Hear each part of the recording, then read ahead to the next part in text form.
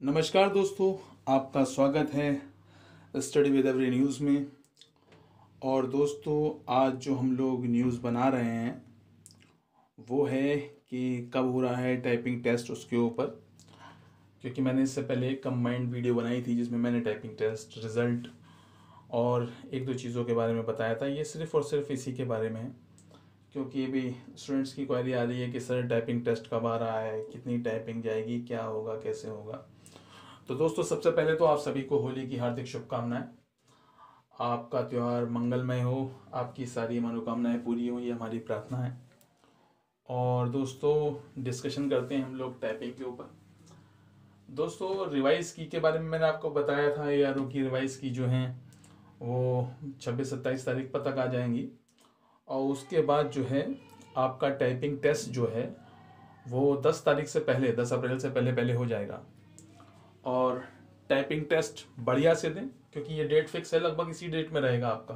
तो आप जो लड़के या लड़कियां ये सोच रहे हैं कि साहब अभी टाइपिंग में टाइम है और वो बड़ी धीमी रफ्तार से अपनी टाइपिंग की प्रैक्टिस कर रहे हैं, या बहुत से ऐसे स्टूडेंट्स हैं जिनके कमेंट्स आ रहे हैं कि उन्होंने स्टार्ट ही नहीं करी है, कि सर 130 है मेरी कट ऑफ, बताइए टाइपिंग स्टार्ट करूं या नहीं करूं। अरे भाई, आपकी चाहे 130 है चाहे 90 है, उसको छोड़िए, वो एक मैटर अलग है। लेकिन टाइपिंग तो आपको करनी है। अगर आप क्लर्क कैडर की जॉब की तैयारी कर रहे हैं तो जब भी आपका सिलेक्शन कहीं पे भी होगा तो टाइपिंग तो आपको करनी पड़ेगी ना।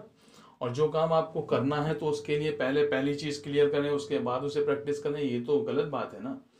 पहले से ही स्टार्ट करिए टाइपिंग, आज से अभी से ही स्टार्ट करिए। क्योंकि ये कोई मैटर नहीं बनता है कि जब हमारा पहले क्लियर होगा तब हम उसको स्टार्ट करेंगे। पहले आज ही अपनी टाइपिंग को स्टार्ट करिए, उसकी ग्रोथ करिए। क्योंकि टाइपिंग बहुत इम्पोर्टेंस रखती है ARO के एग्ज़ाम में।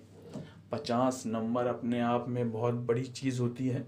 और अगर प्रीवियस रिजल्ट की बात करें तो लड़कों ने 49.5 तक गेन किया है, जो कि अपने आप में एक बहुत बड़ी बात है।